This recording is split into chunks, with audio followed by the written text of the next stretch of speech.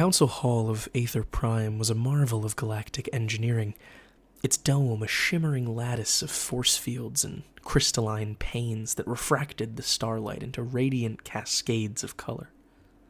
Representatives of dozens of species, scaled, feathered, exoskeletal, and furred, all bustled about the room, their voices melding into a cacophony of alien tongues. At the center of the hall stood Commander Darius Steele, a solitary human in a sea of disbelief. He adjusted his jacket, its navy blue marked by Earth's emblem, and cast a steely gaze across the chamber. Around him, holographic displays showcased the Sol system and the pale blue dot of Earth at its heart. "You must understand," Steele began, his voice cutting through the chatter. "Earth is not an undefended resource to be claimed. It's a world of resilience, forged in the crucible of survival. We've endured wars, plagues, and disasters. You might think you're looking at an easy conquest, but you would be wrong." Laughter rippled through the crowd, a mix of trills, clicks, and guttural tones.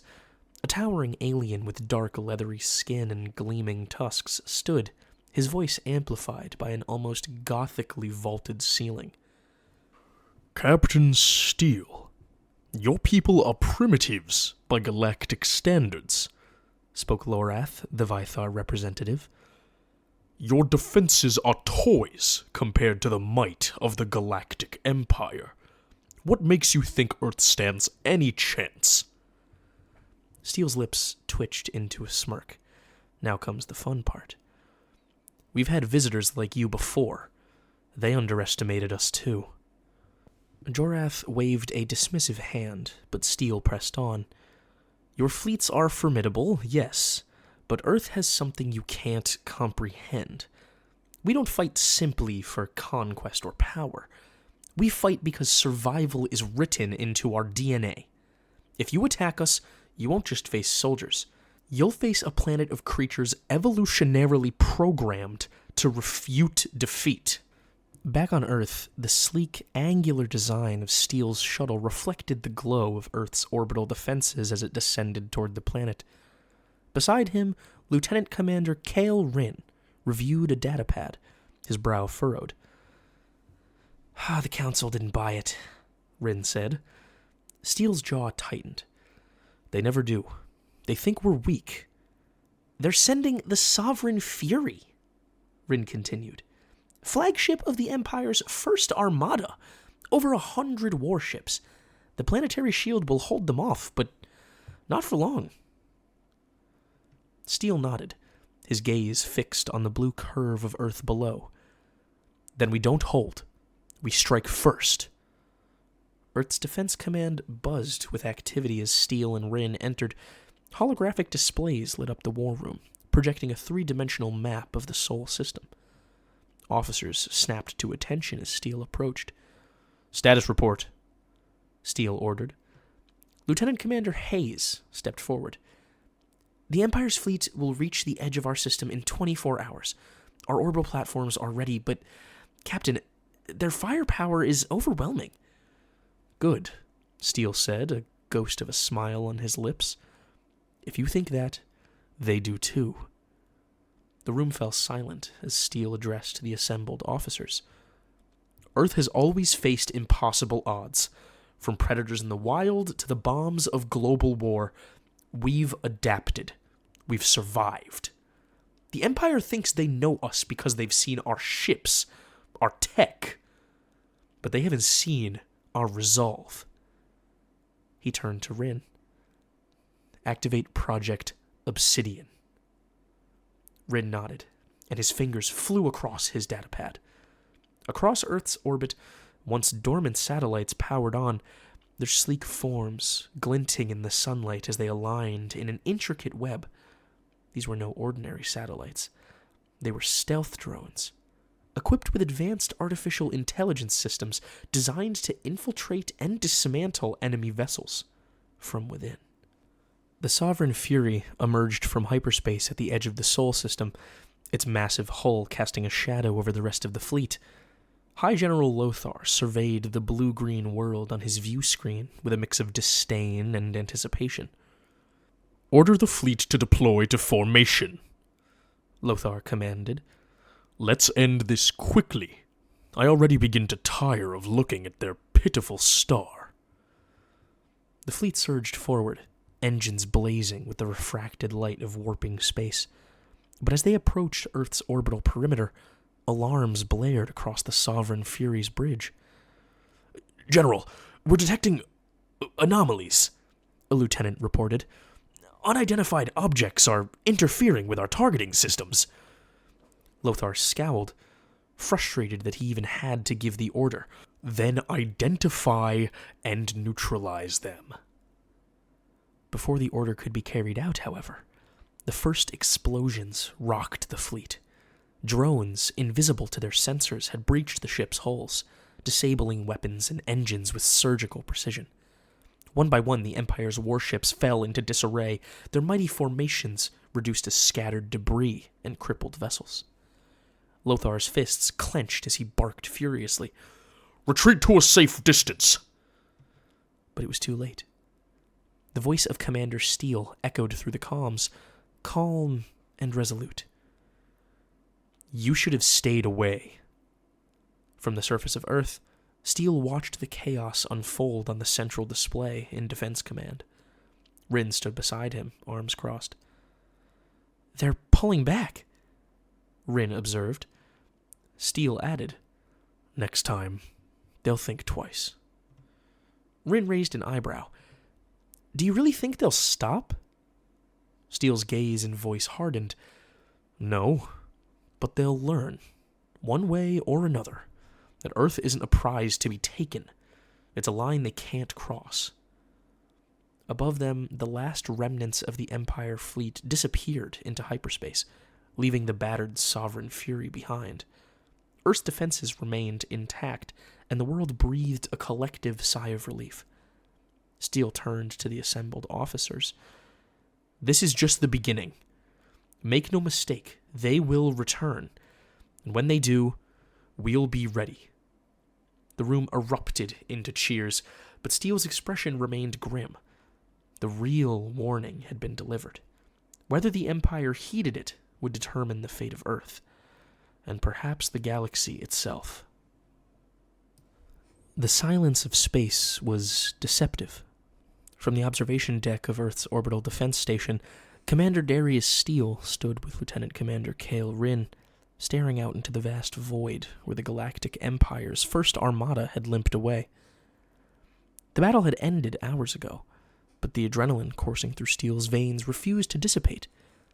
Below, Earth spun in serene oblivion, its clouds drifting lazily over continents untouched by the chaos of war. "They will be back," Steele said, his voice low but firm. "Of course," Rin replied. He didn't need to state the obvious. The Galactic Empire would never let such a humiliation go unanswered.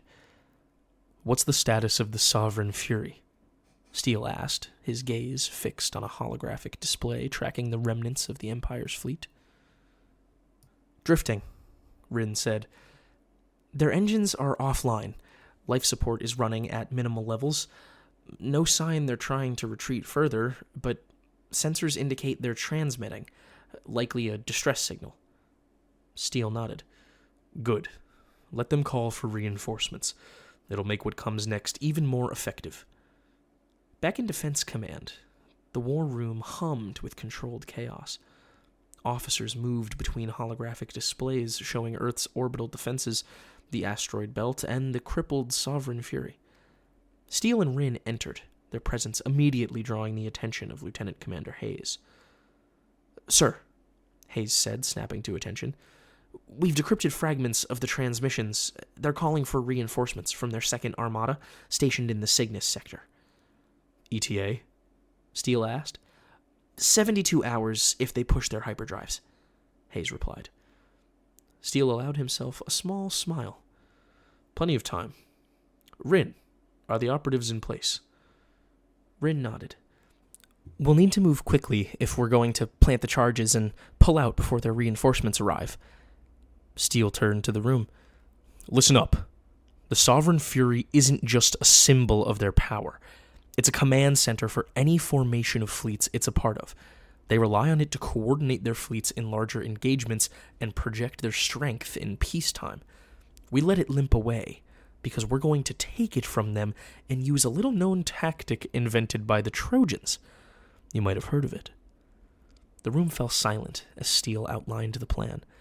Using state-of-the-art stealth shuttles, infiltration teams would board the Sovereign Fury, disable its remaining defenses, and plant explosives designed to mimic catastrophic engine failure. Once the reinforcements arrived and docked to render aid, the charges would detonate in a nuclear plume the size of a small moon, obviously taking out the reinforcements in one decisive strike. The stealth shuttle glided through the debris field, its matte black surface reflecting nothing. Inside, Steele and Rin sat strapped into jump seats alongside a team of hand-picked operatives. "You're sure about this?" Rin asked, his voice pitched low. "If anything goes wrong, we lose our command center too. You really should have stayed behind." "It's the best chance we have. The best we're needed for this operation. Obviously, that includes me," Steele replied, and though it sounds arrogant, he's absolutely correct. He didn't get his position through nepotism or politics, but years of battlefield success.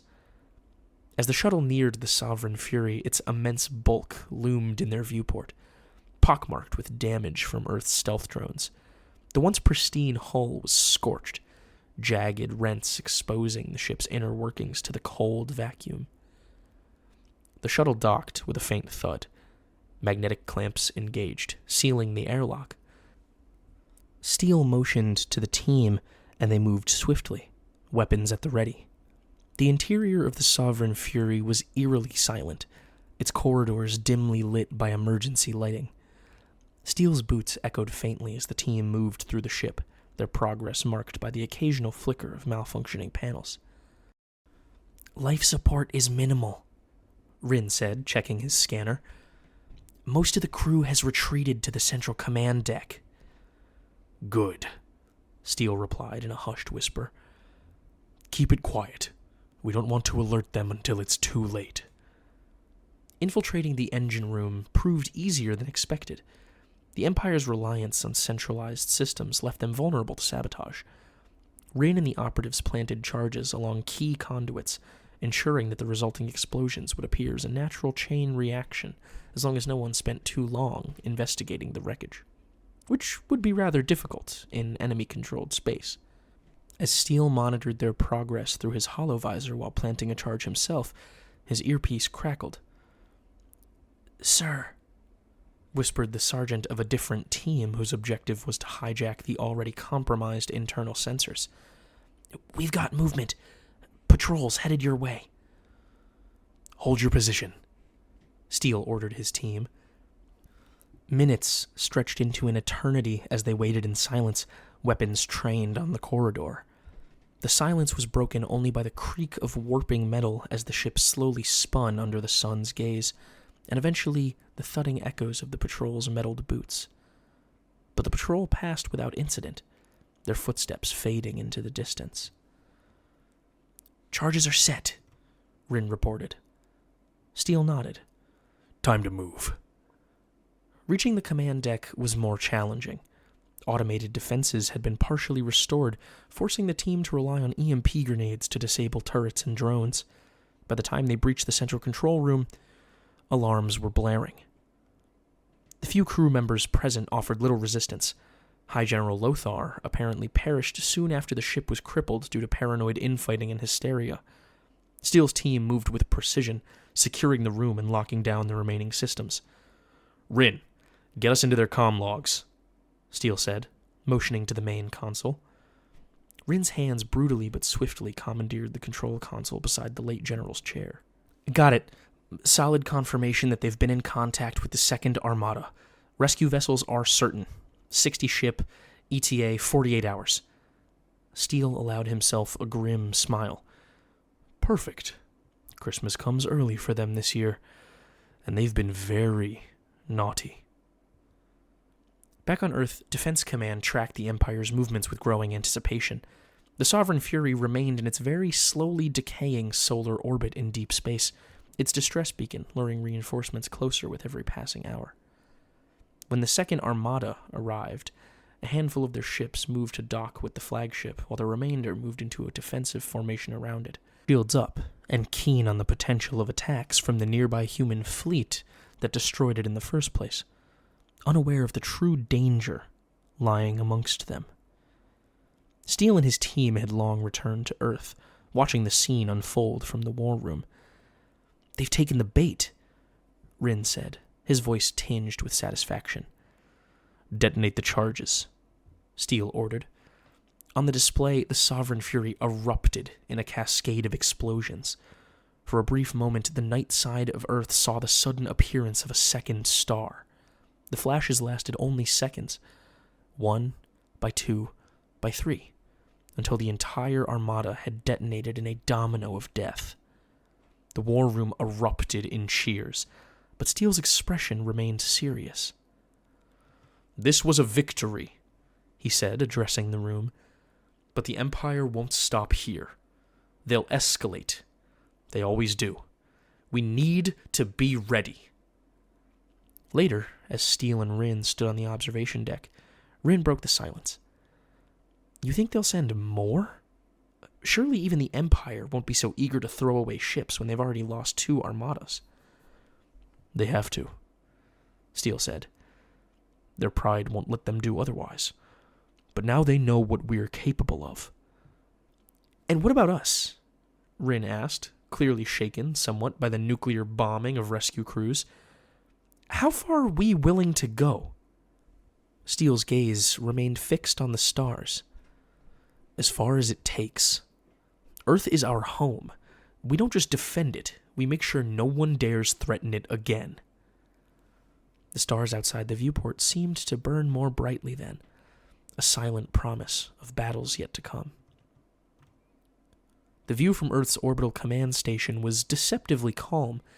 The stars blinked against the infinite black, oblivious to the machinations of war unfolding around them.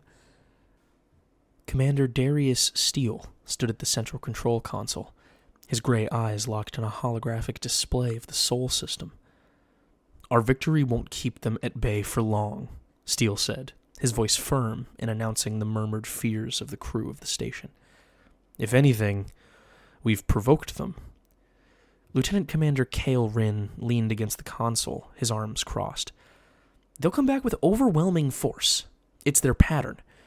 They escalate until their enemy breaks." "They think we'll fold like every other species they've crushed," Steele replied. "But they don't know us. Not really." Rin raised an eyebrow. "So what's the plan, Commander?" Steele's lips curved into a faint smile. "We set another trap. This time, we're going to draw them in and hit them where it really hurts." The war room buzzed with activity as officers and analysts prepared for the operation. Steele stood at the head of the room, flanked by Rin and Hayes. "Here's how it works," Steele began, pointing to the holographic display of the Sol system. "We're going to fake a critical failure in our planetary defenses and broadcast a fake distress signal to neutral civilizations beyond the Empire's borders. The Empire won't be able to resist the opportunity to finish us off." The room fell silent as Steele's words sank in. Rin stepped forward, his voice steady. "When they send their main fleet, we'll be ready. Earth's defenses are more than capable of handling an initial assault. The real strike will happen here." He gestured to the asteroid belt. Hayes nodded, her expression resolute. "We've already outfitted thousands of asteroids and chunks of wreckage from the first 2 armadas and older battles with concealed railguns and missile silos and scattered them all throughout the system. When the fleet arrives, we'll use the threatening debris field to disrupt their formations and isolate their command ships." "And the Sovereign Fury?" an officer asked.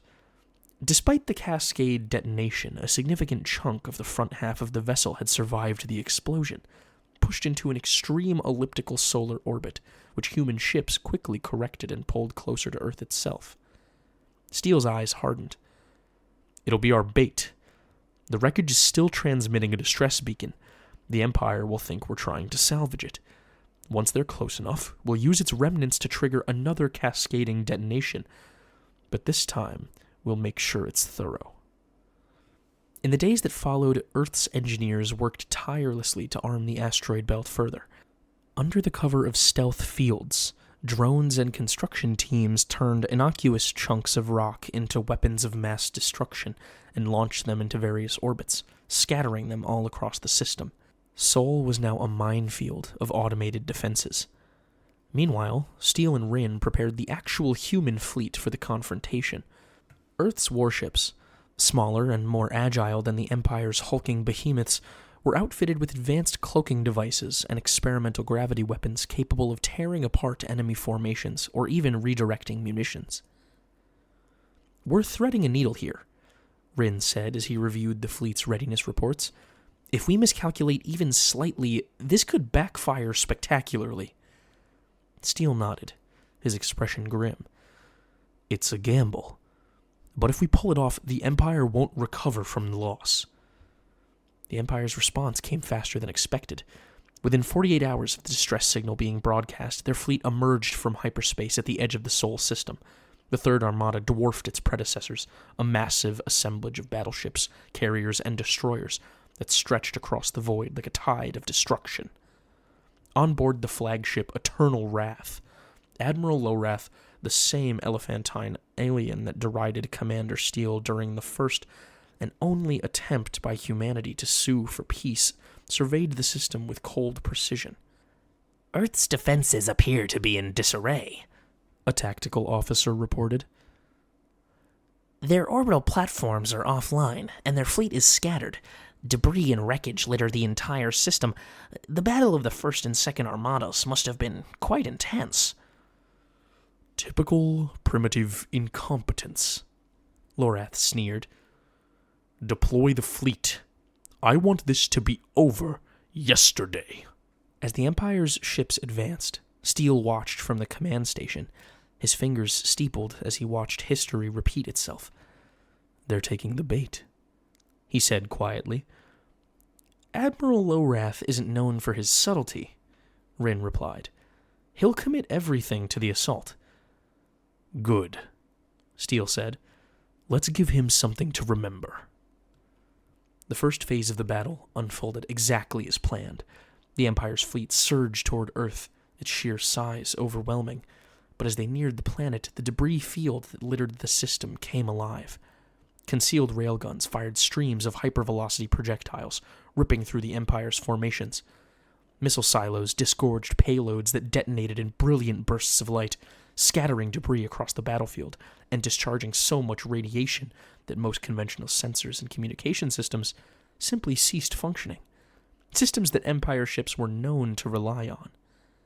Their ships were large, but for their size took so long to build and cost so much to maintain that most of them are outdated by the time they leave berth. The Empire's ships struggled to regroup, their massive size working against them in the dense field of destruction. But smaller Terran vessels darted easily through the chaos, striking with pinpoint accuracy before disappearing under the cover of stealth and the numerous chunks of debris. Admiral Lorath's frustration boiled over as his fleet faltered. "Reinforce the forward line," he barked. "Concentrate fire on the source of the railgun attacks." But the railguns were mobile, mounted on disparate asteroids that drifted unpredictably. Every time the Empire thought they had neutralized one threat, two more emerged. In the midst of the chaos, Steele's flagship, the Resolute, spearheaded a daring maneuver. Under the cover of the debris, it approached the Eternal Wrath to dangerous proximity, so close that they were physically inside its shield. "Gravity weapon is charged and ready," Rin reported. "Fire," Steele ordered. A pulse of energy rippled from the Resolute, enveloping the Eternal Wrath. The massive ship shuddered as its artificial gravity systems collapsed, sending crew and equipment tumbling in disarray. Support beams collapsed, and fragile systems crushed, as now unevenly distributed weight from chaotic and asymmetrical gravitational waves forced parts of the ship into each other. Its own incredible size became its greatest weakness. "Target is destabilized," Rin said. "Move in for the kill," Steele replied. The Resolute unleashed a barrage of torpedoes, each one finding its mark. Explosions rippled along the Eternal Wrath's hull and obliterated its engines, leaving it crippled. Back on Earth, the war room erupted in cheers as the Empire's flagship was reduced to a drifting hulk. Steele, however, remained focused. "This isn't over," he said. "The rest of their fleet is still out there. We need to press the advantage." As the Terran fleet regrouped, Steele coordinated a series of precision strikes. Empire ships, already reeling from the initial assault, found themselves outmaneuvered at every turn. By the time the battle ended, the asteroid belt had grown in size, now littered with the wreckage of the Empire's Third Armada. Earth's fleet, though battered, had emerged victorious. In the aftermath, Steele and Rin stood on the observation deck, watching as salvage teams began the grim task of recovering debris. "We did it," Rin said, his voice tinged with exhaustion. "For now," Steele replied. "This still isn't the end. The Empire will not stop, not even with the death of their High Admiral. They're larger than we are. Even if it takes them a while, they can build fleets faster than we can. They'll make new ships and pour however many resources it takes to crush us. They must be stopped." "And how do we do that?" Rin asked. Steele's gaze hardened. "By showing them that Earth isn't just a prey animal that sits and waits for its predator, but a nightmare they must escape. And can't."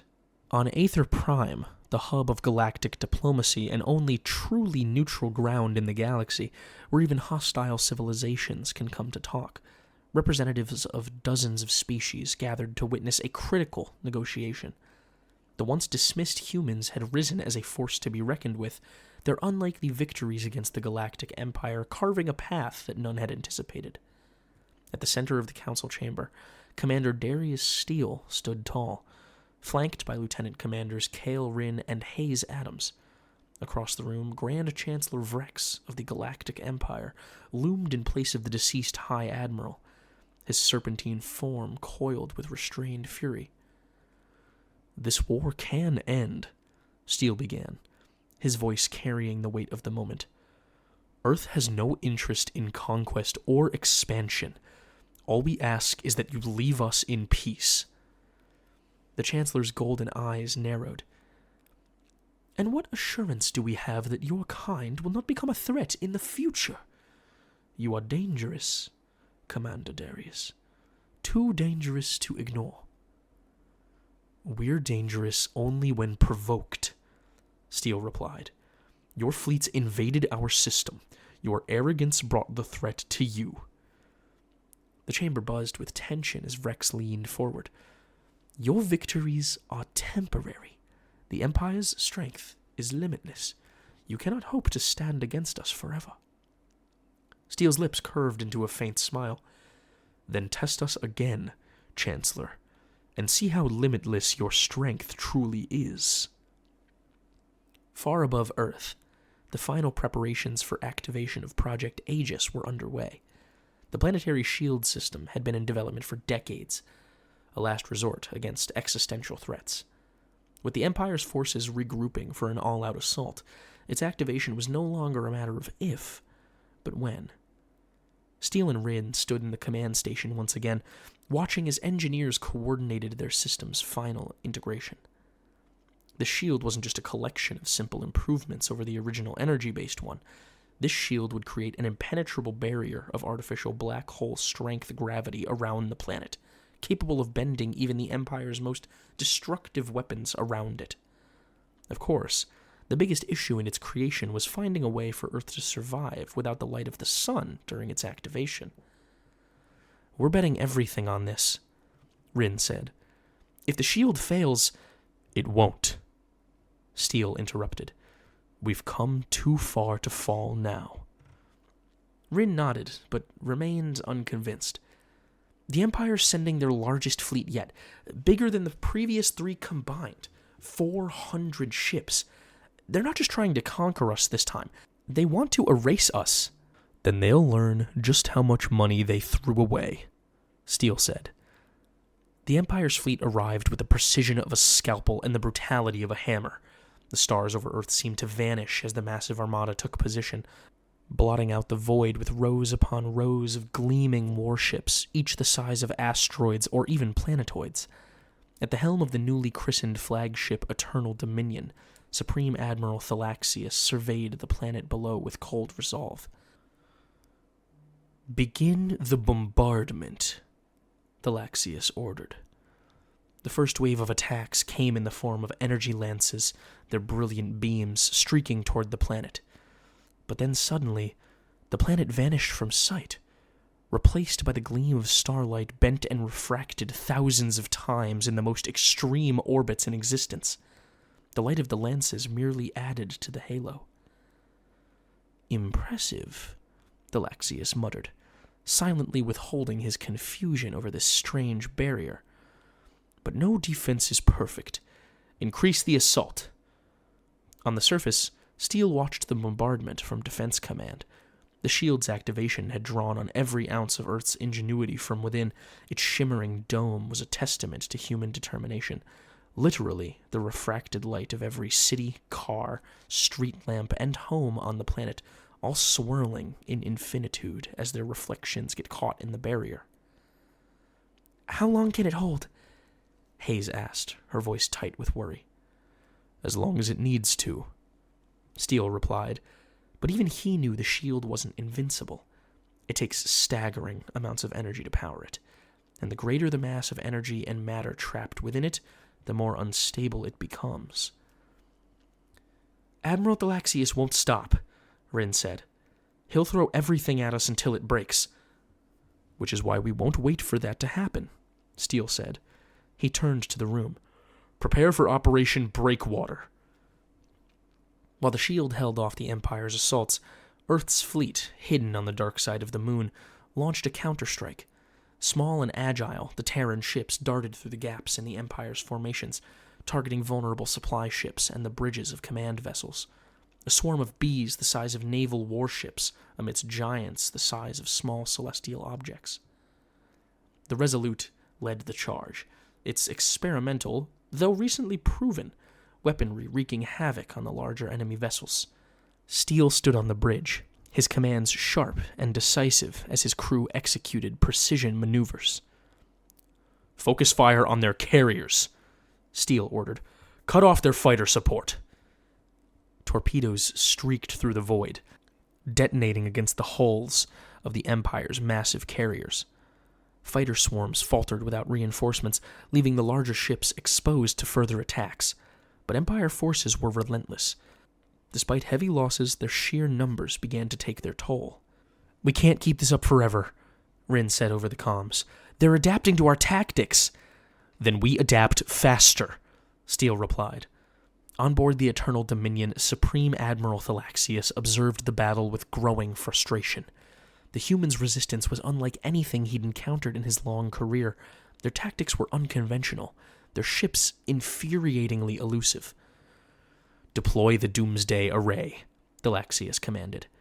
The massive weapon, a relic of the Empire's ancient conquests, emerged from the belly of the flagship. Its activation sent a ripple of fear through even the hardened ranks of the Terran fleet. Back on Earth, the activation of the Doomsday Array sent alarms blaring through Defense Command. Hayes paled as she analyzed the readings. "It's a planet cracker," she said. "If they fire that, the shield won't matter." Steele's jaw tightened. "Then they don't fire it." The Resolute raced toward the Eternal Dominion, its engines pushed to their limits. The Terran fleet engaged in a desperate effort to clear a path for Steele's flagship, sacrificing themselves to draw enemy fire. "Rin, are we in range?" Steele asked, his voice steady despite the chaos. "Almost," Rin replied, "but we're running out of time. The array's charging sequence is nearly complete." "Then we have to finish this now," Steele said. As the Resolute approached the flagship, it deployed its experimental gravity weapon. As with the Eternal Wrath, the pulse rippled outward, destabilizing the Eternal Dominion's artificial gravity systems. Crew members floated helplessly as the ship's systems went haywire. Support structures collapsed, fragile systems imploded, and the great mass of this moon-sized vessel caused it to begin to compress like a tin can. The Resolute fired a barrage of torpedoes at the Doomsday Array. The impact triggered a chain reaction, and the weapon's charged energy banks began to detonate one by one, cascading uncontrollably. "Get us out of here!" Steele shouted. The Resolute veered away just as the Eternal Dominion erupted in a massive explosion.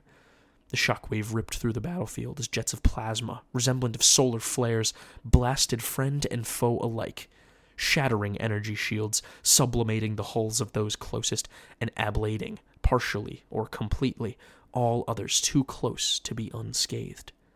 Even Project Aegis was overloaded, the artificial gravity fields collapsing under the weight of stellar amounts of plasma and energy and revealing the green and blue surface of the Earth below. The destruction of the flagship shattered the morale of the Empire's fleet.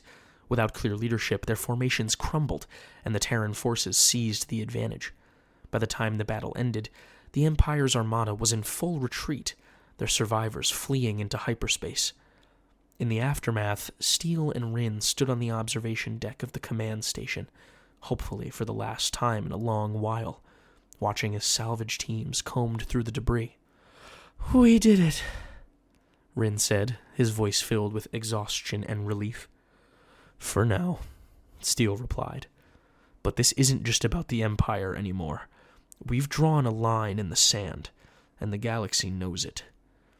"But the Empire?" Rin inquired. "They know better now than to ever cross that line again," Steele said. As the stars blinked above, Steele allowed himself a moment of quiet triumph. Earth had faced the impossible and prevailed. Its people proved that they were not to be underestimated. The galaxy was watching, and it would never see humanity the same way again.